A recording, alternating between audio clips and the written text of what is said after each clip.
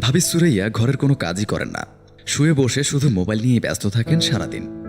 জামাল মিয়া বিছানায় বসে তার ছেলের বউ সুরাইয়াকে ডাকছেন, বোমা বোমা। শ্বশুরের ডাক শুনতে পেয়ে মোবাইল ব্যবহারে যেন বিঘ্ন ঘটল সুরাইয়ার। রাগান্বিত ভাবি বিছানা থেকে উঠে শ্বশুরের রুমে গেল। কি হয়েছে বাবা, এত চিল্লাচ্ছেন কেন? আপনার জন্য কি সুস্থ মতো ফোনে কথা বলতেও পারবো না? তা হয়েছেটা কি একবার বলেন তো। ভাবির চিল্লাচিল্লির শব্দ শুনে রান্নাঘর থেকে ছুটে এসে দরজার কাছে দাঁড়ালো রূপা।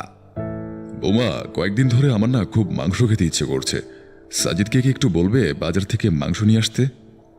মাস শেষে বাসা ভাড়া, আপনার ওষুধ, সংসারের খরচ সবকিছু মিলে আপনার ছেলের অনেক টাকা চলে যায়। সেটা আপনি জানেন না বাবা? বাজারে মাংসের দাম অনেক বেশি। যে দাম দিয়ে মাংস কিনবে সেই দামে 3 দিনের শাকসবজি কেনা যায়। জামাল মিয়া ছেলের বউয়ের কথা শুনে মন খারাপ করেই বলল, থাক বৌমা, ছেলেটার কষ্টের টাকা খামাখা খরচ করে মাংস আনার দরকার নেই। সুরাইয়া ভ্রু কুঁচকে শ্বশুরের রুম থেকে বের হয়ে গেল। রূপা সম্পূর্ণ ঘটনাটি দরজার কাছে দাঁড়িয়ে থেকে দেখছে। ভাবির এমন আচরণে বাবা যে কষ্ট পেয়েছেন সেটা ঠিকই বুঝতে পেরেছে রূপা। বাবার জন্য তারও খারাপ লাগলো। অসুস্থ বাবার কাছে গিয়ে বসলো রূপা। থাক বাবা, কষ্ট পেও না তুমি। তোমার জন্য সেমাই বানিয়ে আনি বাবা। না রে মা, কষ্ট পাইনি। বোমা তো ঠিকই বলেছে, একটু হিসেব করে চলা উচিত। মা বেঁচে থাকলে তোমার আদর যত্নের কোনো কমতি থাকতো না। তোর মা বেঁচে নেই তো কি হয়েছে? আমার মা তো বেঁচে আছে আমার খেয়াল রাখার জন্য। জানিস মা, তোর ভেতরে আমি তোর মায়ের রূপটা দেখতে পাই সব সময়। এই আমি তোমার সাথে এখানে বসে গল্প করছি, ওদিকে চুলায় আমার ভাজি পড়ে গেল বোধহয়। আমি এখন যাই বলে রূপা দৌড় দিল রান্নাঘরের দিকে। জামাল মিয়া বসে বসে ভাবছেন তিনি মরে গেলে কি হবে মেয়েটার, কার কাছে থাকবে মেয়েটা। মাটা মারা যাওয়ার পর এমনি এই মেয়েটার ভোগান্তির শেষ নেই। না জানি আমাকে হারালে হয়তো পথে নামতে হবে ওর। বিকেল 5টায় অফিস থেকে বাসায় আসলো সাজিদ সাহেব। ফ্রেশ হয়ে সোফায় বসলো টিভি দেখার জন্য। এ রূপা, আমার জন্য এক কাপ চা নিয়ে আয় তো। আসছি ভাইয়া। চা তৈরি করে ভাইয়ের জন্য নিয়ে এসে দাঁড়ালো রূপা। এই যে ভাইয়া, তোর চা। হ্যাঁ, রাখ এখানে। রূপা চা রেখে দাঁড়িয়ে আছে। সাজিদ সেটা লক্ষ্য করে রূপাকে বলে, কি দাঁড়িয়ে আছিস কেন, কিছু বলবি? না আসলে ভাইয়া, কালকে তো শুক্রবার, তোর অফিসও বন্ধ। বাজার থেকে 1 কেজি মাংস এনে দিবি? টাকা আমি দিব, তোর খরচ করতে হবে না, আমার জমানো টাকা আছে।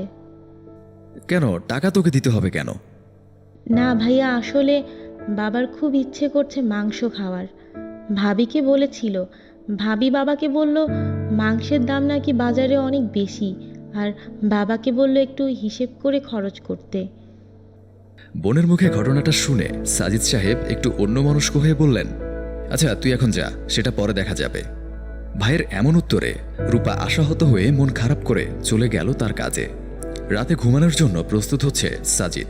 এমন সময় তার স্ত্রী সুরাইয়া তার কাছে এসে বলল, এই শোনো না, একটু কথা আছে। কারা আসবে? তোমার শাশুড়ি আর তোমার আদরের শালাশালি।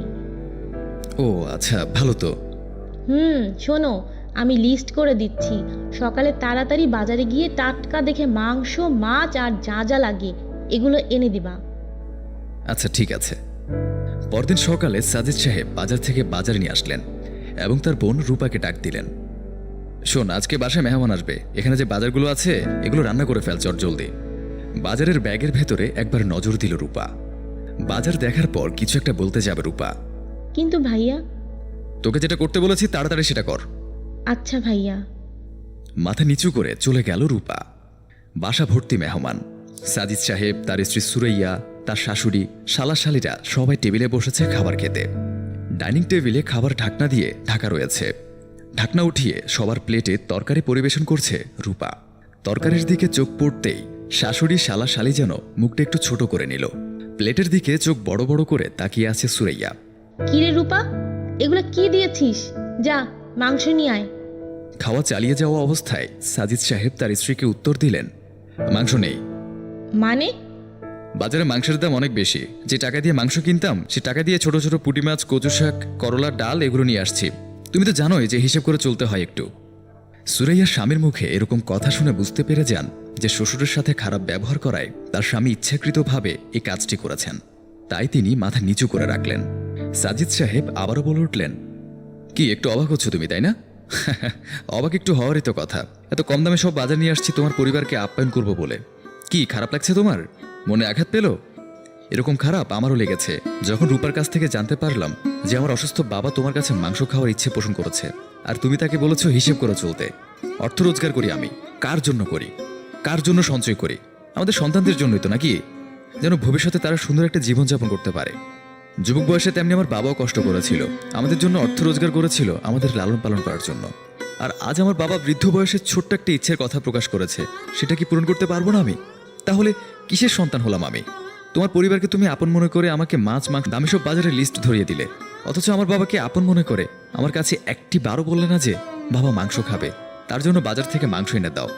আমার বাবা মানে তোমার বাবা, এই কথা সবসময় মেনে চলবে। দেখবে তাদের দোয়ায় জীবনে সুখী হতে পারবে খুব।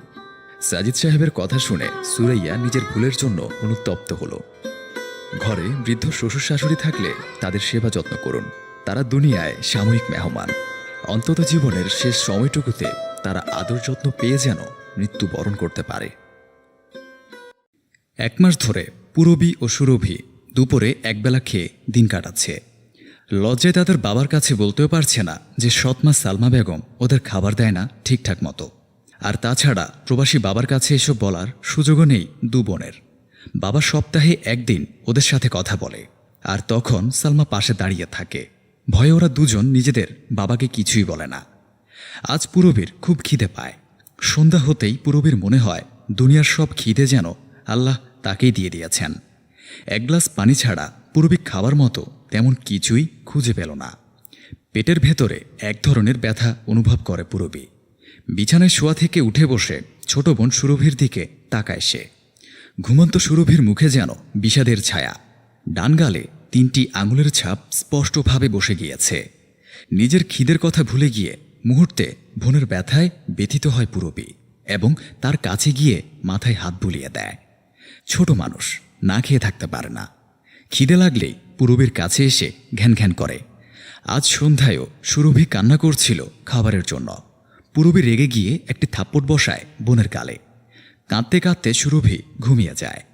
নিজের এমন ব্যবহারে নিজেই অনুতপ্ত হল পুরবী। বোনের হাত দুটো কোলে নিয়ে কান্না করে বলল, আমাকে মাফ করে দিস বোন, আমার কাছে যে কিছুই নাই। আমি কোথা থেকে তোকে খাবার দিতাম বল? মাও গেল, সাথে নিয়ে গেল আমাদের ভালো থাকা। ছোট মা যে একবেলা খেতে দেয় সেটাই তো অনেক আমাদের জন্য। আমি তোকে মারতে চাইনি, কিন্তু হঠাৎ রাগ উঠে গিয়েছিল। পুরবীর কান্নায় সুরভি জেগে গেল ঘুম থেকে। উঠেই বোনকে জড়িয়ে ধরল। পুরবীর কান্নার তোড় আরও বেড়ে গেল। সুরভি তার বোনকে জড়িয়ে ধরে চুপ করে রইল। ইদানিং বড় বোনের শরীর থেকে সুরভি কেমন মামা গন্ধ পাচ্ছে।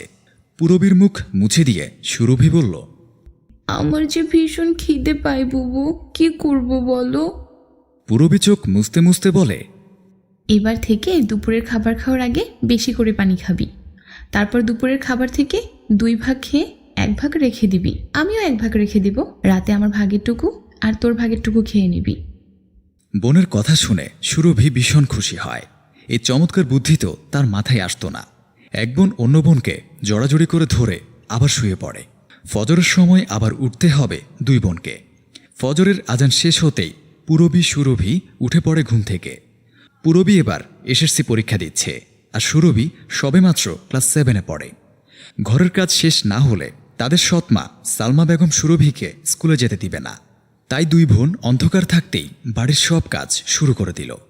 সালমা বেগম সকাল 7টায় ঘুম থেকে উঠল এবং রান্নাঘরে গিয়ে চাল, ডাল, তরকারি, 2টো মুরগির ডিম বের করে দিয়ে রান্নাঘরের সামনে একটি চেয়ার নিয়ে বসল।